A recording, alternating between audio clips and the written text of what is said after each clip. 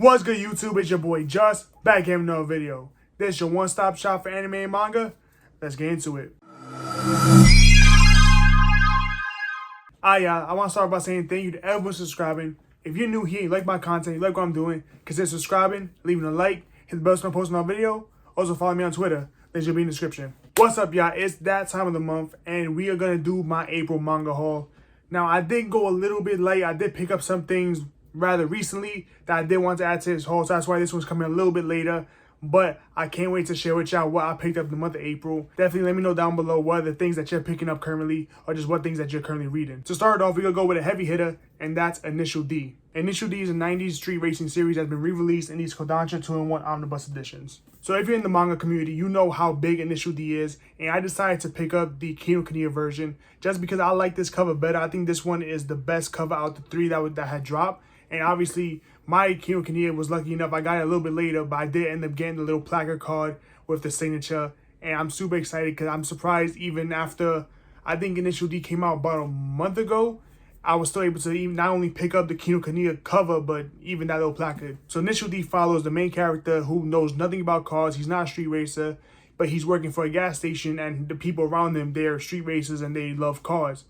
So it turns out that he is this magical, amazing driver because his father, who runs a tofu company, was the best driver that ever drove down the mountain that everyone races on.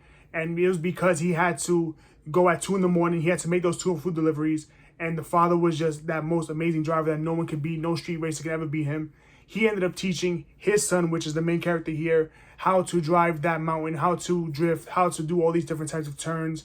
And basically, the son, who he really does not know nothing about driving, everything that his father has taught him, he's basically using it as his job, as a tool for his job. He doesn't know nothing about cars. He doesn't even like cars. He doesn't even like really racing or driving. But because the friends around him are getting him into racing, he finally ends up racing someone from a rival, I think his rival street racing crew. And because everyone thought that his father was going to show up, they were surprised when the main character shows up and he completely annihilates the person that is on the other team. And basically from that, he learns his love for street racing. He ends up growing and actually enjoying racing. He didn't know how much fun driving can actually be. So that was the gist of Initial D. It's a little hard to explain because there's a lot of nuances to the actual series. It's a phenomenal series. Now, it was re-released before. I think it was only maybe like 20 or 30 something volumes that were released in English, and then it was just canceled in English. Now with these new re-releases, these new 2-in-1s, there's going to be 24 of them, and I'm super excited because I did watch the anime. The anime was really good, and I was just surprised at how much I really enjoyed just an older anime. It made me really fall in love with Initial D because I didn't expect I was going to really like the series that much, because I know most of the time older series, if I didn't grow up with it, I usually steer clear because when I try reading it or I try watching it, it's not really my cup of tea because it does feel dated. Now, Initial D doesn't really feel dated, which is incredible. It feels like it's like an anime that can drop today, a series that can drop today, and I really highly recommend it. If you've been in the manga community long enough, you'll know what the original run of Initial D was. Well, that was a holy grail for a lot of other people. So now with these new Kodansha re-releases, I'm super excited that all of us can actually share this amazing story. The next one I picked up is a series that I absolutely love. This is in my top manga of all time, and that's Volume 1 of Call of the Night. On a sleepless night when Ko wanders the streets alone, he runs into a vampire, and realizing that vampires are real, he actually wants to become one. Now, Ko wants to become a vampire, and he realizes the only way to become a vampire is that he has to have the vampire girl fall in love with him. So he spends his entire nights, every night, just trying to woo her, trying to win her off her feet, and eventually have her fall in love, but she is not having it. She does not want to fall in love with any human. She does not want to turn anyone into a vampire.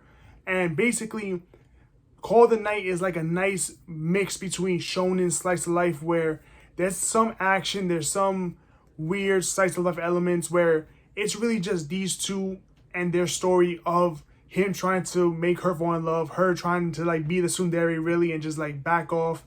And it's in a really amazing story. I mean, the artwork is beautiful. Just the panels, the atmosphere is beautiful. I think when they just walk in the streets at night, you really see like how crazy, how beautiful Japan can really be, because they really just paint these sceneries beautifully. Now, as y'all know, I was put on to Call of the Night a while ago, and when I started reading it, I completely fell in love. And this is by far easily I think this is in my top 3 favorite mangas of all time. This is between this, Walter Koi, and Bakuman. I don't know what it is about like these more shonen slice of life type of series where it just really hits with me a different way. But I'm just talking about their relationship, because if you just read this series after the first volume, I promise you're gonna get hooked. And honestly, just the covers alone, I think are really, really beautiful. I think this one's gonna have about 20 volumes, so I'm just gonna start collecting it, because I think maybe volume 17 or 18, something like that, has just recently dropped. So I think it's a good time for me to start picking up one of my favorite series of all time. The next thing I picked up was Omniscient Reader's Viewpoint, Volume 2. 3 Ways to Survive the Apocalypse is Dokuja's favorite novel until it became a reality. Thanks to his knowledge of the story, he managed to survive the first chaotic moment. So Omniscient Reader's Viewpoint is a manhwa, and honestly, it's an incredible, incredible series. I really do love these series, just these manhwas in general. So Lovely, now Omniscient Reader. And this one is actually a nice, different take. I've never really seen this type of story. Well, basically, it's almost like a reverse isekai, because the fantasy world became the reality instead of, the protagonist going and transporting into the fantasy world. However, Dokuja read this novel and he was the only one reading it. So because the world basically becomes the reality of that novel, Dokuja has all the information. He knows basically what's going on because he read all, I think is like 1,000 chapters or whatever it was, because he was reading that for years. And basically each volume is him trying to get to the end of the novel because he needs to finish the story so that he can survive, because everyone around him is dying. Everyone around him don't know what's going on. They just know basically something happened where now there's powers, there's imps, there's these different aliens, there's all this different type of things. And Dokuja is the one constant where he knows it's a novel, but the stakes are real. The next thing I picked up was the Fire Force Omnibus Volume 9. Fire Force follows firefighters with fire powers on their quest to understand spontaneous human combustion. Now, we're almost done with Fire Force. I think there's a few, like maybe 3 or 4 more volumes left. I might be completely wrong, but we're almost done with the Fire Force Omnibus, and I cannot wait, because I need to read this series again. It's been so long, but surprisingly, they are actually pumping out these volumes pretty quickly. I mean, I think the last one came out, 2 months ago, which is amazing.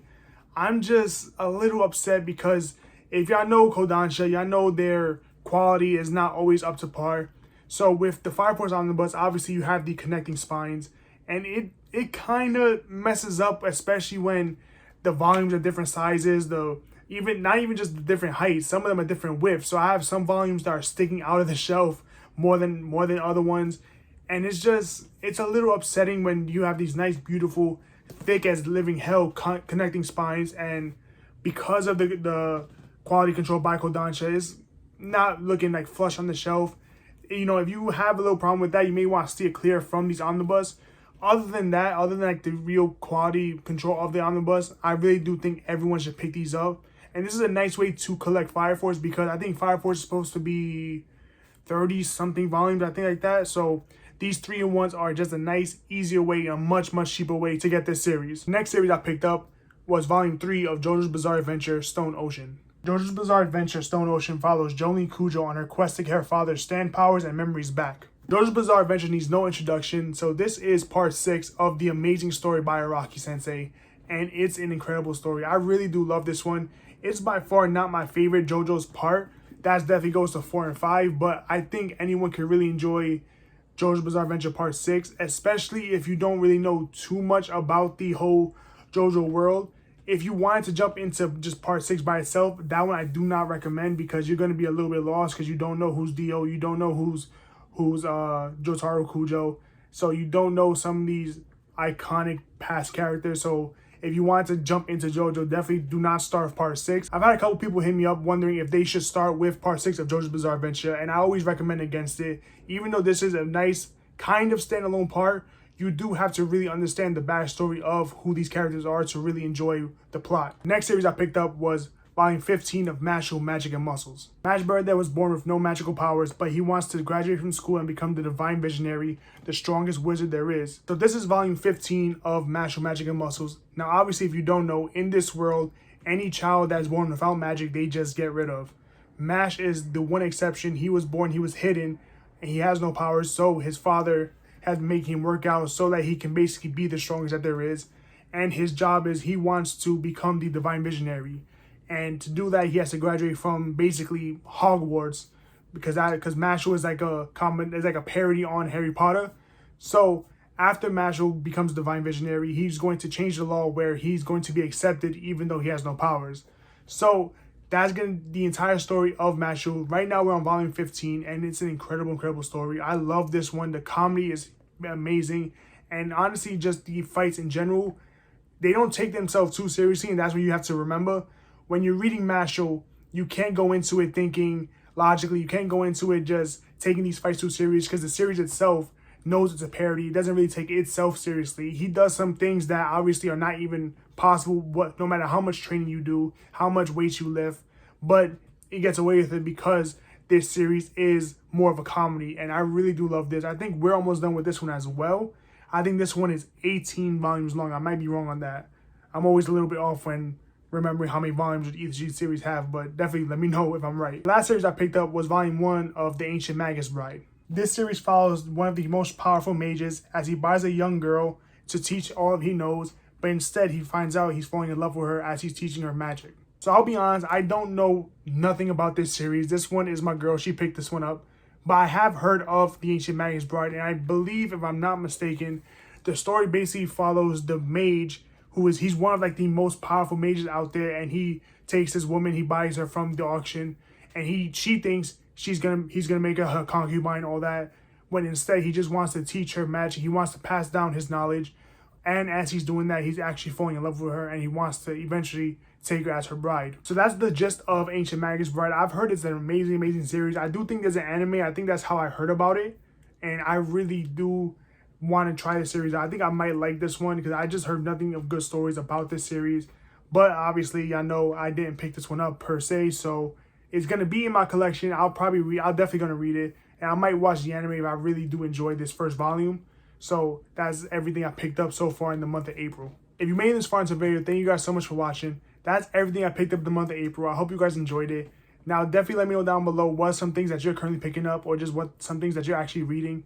I love knowing the different series that all of us are collecting together, because I just love this community so much. Now remember, if you're new here, you like my content, you like what I'm doing, consider subscribing, leaving a like, and the bell so post a video. Thank you guys so much for watching. This is your boy Just. I'm off this.